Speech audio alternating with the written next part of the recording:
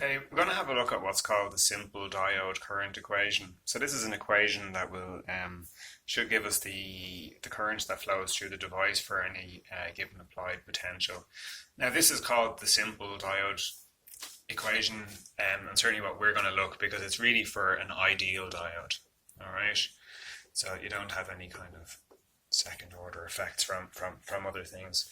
But just before we get onto that, right, we've all looked at and come across the typical IV sweep for a diode.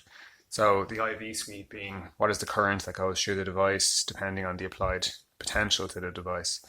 All right, so we all know once we go into a forward region, we should expect an exponential current growth like this once we go above our built-in potential.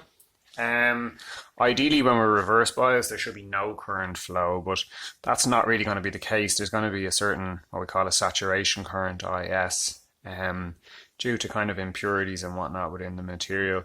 This should generally be in the region of picoamps, but as it is kind of impurity driven, it is related to basically any concentration of impurities that you're going to have. So it's going to be in and around picoamps. So 1 by 10 to the minus 12 amps is what we're going to use for this example. Okay, so this equation for the current, so you're to work out your ID is equal to IS, which is your saturation current. So here's your ID, is your saturation current, IS, and that's multiplied. This is your exponential growth then. You have Q, VD, so there's your VD, your applied voltage, over N times KT minus 1.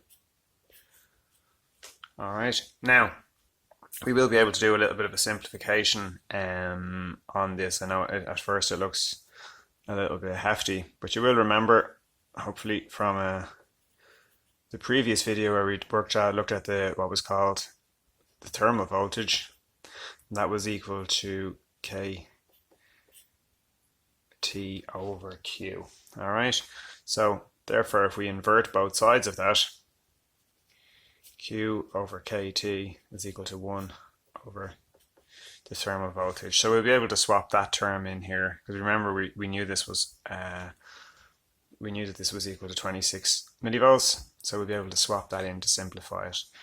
The other thing that's in here is this N is what's called the this N in the equation is what's called the non-ideality factor.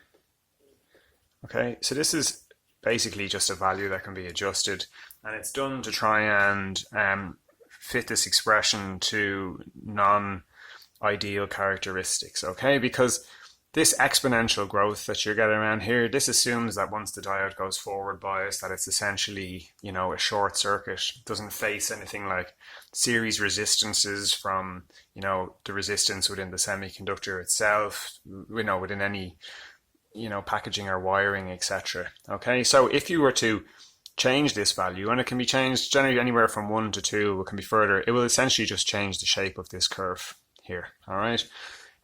For an ideal diode, which is what we're going to work out here, N equals 1. Okay, so we'll be able to just use that as N equals 1 now, and that will essentially remove it from the equation.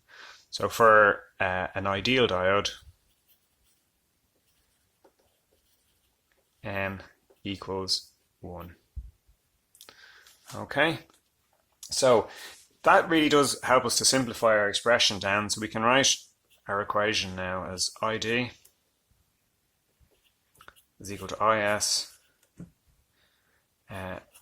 times e to the power of VD